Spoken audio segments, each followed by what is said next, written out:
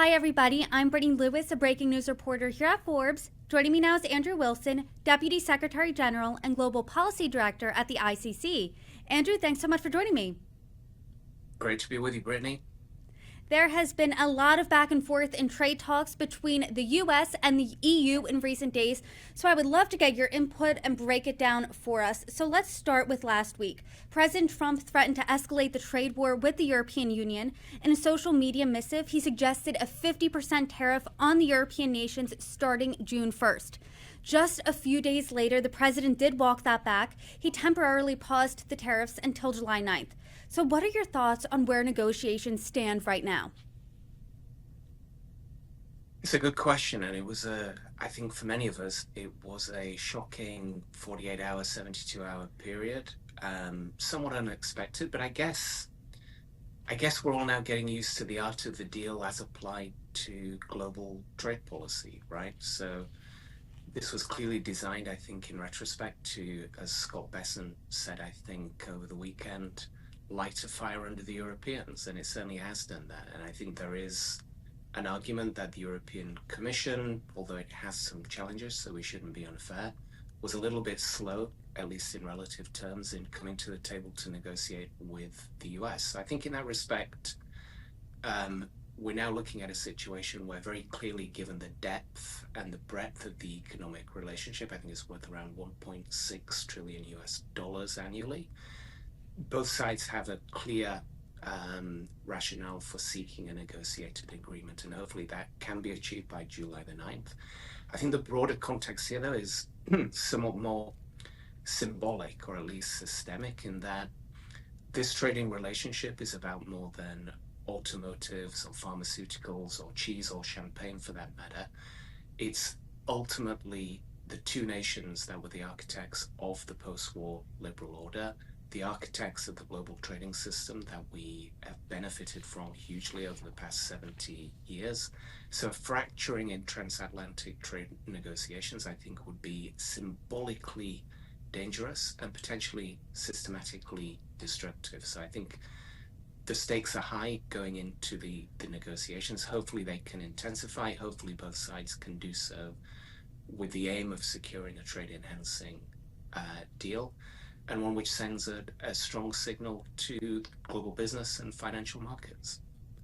And a 50% tariff, that's a huge blow. That is a huge escalation to a trade war. So I want to talk about this art of the deal a little bit and how Europeans are reacting to it. Because when you and I last talked, there was a framework in place for a deal with the UK, and the temporary agreement between the United States and China was just put into effect. And you said that the terms of those deals really turned the economic clock back to the early 1900s. Do you think that's where we are right now when you're looking at these negotiations and where they stand with the US and the EU? So look, I think we have to see what comes out of the negotiations, but it's very difficult, I think, at the current time to make any firm predictions.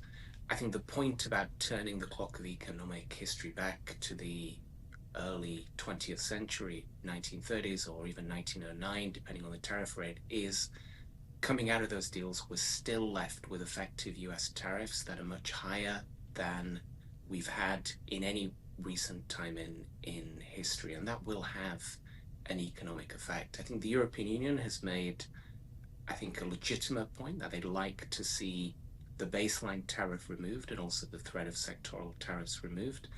I think this will be a very good test of how far the US is willing to go on that, and ultimately what they will seek in return. But I think the point remains that we're still operating in an environment, regardless of the buoyancy of financial markets, where businesses are going to be facing much, much higher tariff levels than they were at the start of the year. And I think the other point, and this is really truly having, I think, a corrosive effect on investment, on business decision making, is the volatility of policy making, or the uncertainty that the tariff on, tariff off, escalate, de-escalate is having on business, is really starting to chill investment decisions and basic forward planning by business. And I think that will ultimately be detrimental to the economy. It's a risky strategy to apply to a complex global network that is the international trading system. And at this point, it almost seems predictable, this uncertainty, this turning off, turning on. We're going to tariff you 50%. Never mind, that's on a pause until July 9th instead of June 1st. I mean, in the long run, what does that volatility do to the U.S. economy? Do you think that that is going to have a negative effect on us?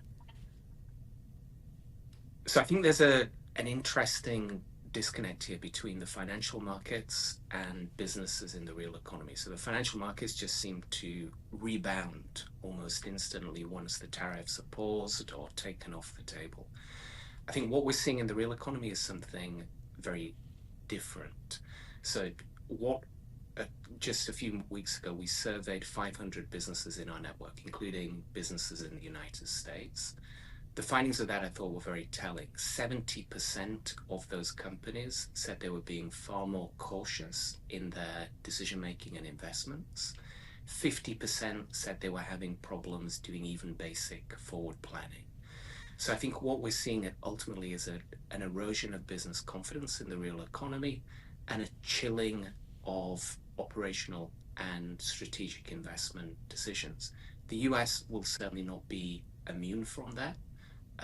As I say, our survey was global. It was not specific to the US, but certainly there will be impacts in terms of lower business activity, lower confidence, which also has the risk of spreading out to consumers.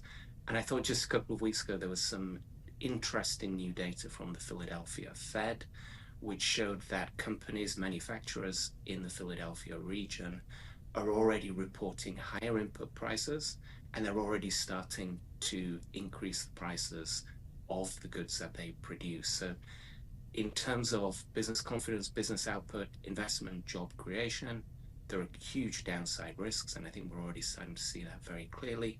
And likewise, there are already signs that this is actually feeding in to higher pricing, companies almost prospectively putting up their prices for fear of being caught by tariffs. So I think the whole mix is truly negative for the global economy and certainly acutely negative for the US. And I want to turn back to the trading relationship between the EU and the US because in a post over the weekend, the president of the European Commission wrote this, that she had a good call with President Trump and, quote, the EU and US share the world's most consequential and close trade relationship. President Trump has pointed out the imbalance of that relationship, and that has drawn a lot of ire from him because the U.S. has a goods trade deficit with the EU, but the services trade surplus partially offsets that, but there still is that deficit, which he doesn't like. That is a pain point for President Trump. Do you think that's enough, though, for President Trump to then threaten this 50% tariff? I mean, is it clear what President Trump really wants from the EU? Look, I think the administration has called out a number of things, a number of grievances with EU policy, and clearly the trade deficit has become a totemic issue of sorts. I think what we need to see now from both sides is reasonable, well-intentioned, forward-looking negotiations to look at where frictions, where tension points can be addressed. I think some of the things the US administration has pointed to in recent weeks and months are entirely reasonable. Tariffs on automobiles being much higher than the tariffs the US was previously charging, for example. There should be a rebalancing of that, ideally working towards zero tariff transatlantic trade. Some of the other things that the administration has pointed to as being trade irritants or trade barriers, such as value-added taxes in European economies, or the European Union's approach towards regulation of artificial intelligence, I think are going to be far more difficult to resolve in a trade negotiation. So it's unclear, one, whether those are legitimate trade concerns, whether they do really act as trade barriers or impediments to US exports. I think more broadly, I think the US administration has to recognize that the Commission will be operating with limited policy space. There will be only so much it can give. And ultimately, as we've seen with the UK, likewise with China to an extent, compromises will have to be reached in the interests of preserving a trade relationship that is mutually beneficial, incredibly economically deep, and as I said earlier, is systemically important in a way that almost no other trade relationship today is. And I know you said that both sides here have pain points. A compromise does need to be reached. I mean, that is really where any deal needs to come from. There needs to be a compromise on both sides. So, to that point, do you think then July 9th, that deadline, is enough time to really hammer out a meaningful deal? I think what we've seen from with the UK, likewise with China, with other countries seemingly making relatively expeditious process. I think if there's political will, it can be done, even if it's just as we saw with the UK, a piecemeal deal where many different parts of the equation still need to be figured out or filled in. So I think it's possible. It will require a change in pace, particularly from the European Commission. That won't necessarily be easy. I think it's very clear in this context. The European Union has an acute collective action problem. Different member states have different interests in terms of exports to the US. The US has pointed to many aggravating factors or frictions that are actually at member state level. They're not European Union level policies. So the European Commission, I think, has a tough task ahead of it, but I think we all should wish it the best of luck in being able to forge a position, and hopefully there will be enough goodwill on both sides to secure some kind of deal, even if it's just a sticking plaster, to preserve what is a vital trading relationship. To that point, if there's enough political will, as you said, it will get done. But the 50% tariffs was meant to, it seems, put a fire under the EU to come to the table faster, to hammer out this deal faster. What type of volatility, though, do you think that's doing, this type of deal making, that type of tariff on, tariff off, is doing between the relationship with the EU and the US? I mean, is this going to cause, in the long term, irreparable harm? I think that's a great question, Brittany. And I think there is a fundamental question that I keep asking myself. The art of the deal, maybe it works in real estate, maybe it works super well in private equity. But if you apply the sort of approach that the administration and ultimately the president has in recent months to global trade relations, to diplomatic and geopolitical relations, what is the long-term effect on that? So I think there are risks of it ultimately confidence in the United States as a trusted and stable partner. I know a lot of people have commented on that in recent weeks and months. What I can tell you from a business perspective is I think the uncertainty is truly corrosive.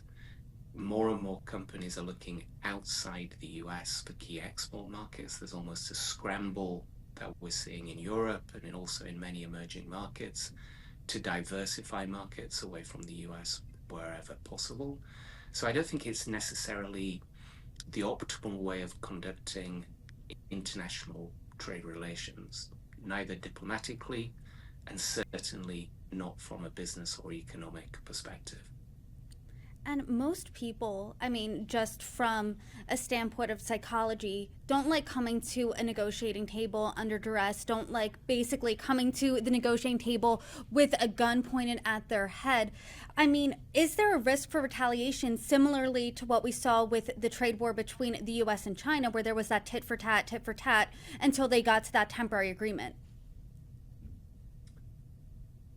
I mean, look, I think if you threaten or impose tariffs on a trading partner, there is always an inherent risk of retaliation. That can't be discounted. I think one of the good things we've seen from many governments over the last few months has been the carefulness with which they've responded. And we've been very, very clear since February that retaliation only makes the situation worse. It risks further escalation from the US administration, and they've been very clear on that. But also all of the economic modeling shows when countries retaliate, basically you shoot at your trading partner, but you also shoot yourself in the foot. You make the economic impact of the tariffs you're facing far, far worse, 2 times, 3 times, even 4 times, according to some of the models we've seen on Canada, Mexico, and China. So I think it's good that governments have been very, very careful in how they've approached this. Obviously, if the talks in the EU-US context don't work out, then there is a very clear risk that there could be further escalation, retaliation, and the Europeans haven't taken that option off the table. Politically, that's very understandable. Economically, it would simply worsen the economic effects of any US tariffs that are imposed. And every single guest I've had on have said that there's no winners in a trade war here. But when you're specifically looking at the EU US trade negotiations between now and July 9th, what are you looking out for next? And is there a type of scenario where both sides can emerge as winners? What's a win for both the EU and the US? Look, I think ultimately a deal that significantly or entirely removes tariffs on transatlantic trade, coupled with strategic interventions to remove non-tariff barriers where those are legitimate and have an impact on the ability of US companies to export, would be a fantastic outcome. And I think the closer we can get to that, the better. I think a second best option would be ultimately a temporary fix or a standstill, similar to what we saw with China, with some symbolic measures in return, ultimately for a lowering of tariffs. But I do think it is absolutely vital that the focus of both sides is getting the tariffs off the table. If the 20% or the 50% stays in place on top of sectoral tariffs that could do huge damage to both the US and the European economy, then I think we are in a very, very bad place. So that really, I think, has to be the focus. How far can the tariffs come down? What can both sides give to achieve that? Well, there are certainly a lot of things to look out for as we see how these negotiations progress between now and July 9th.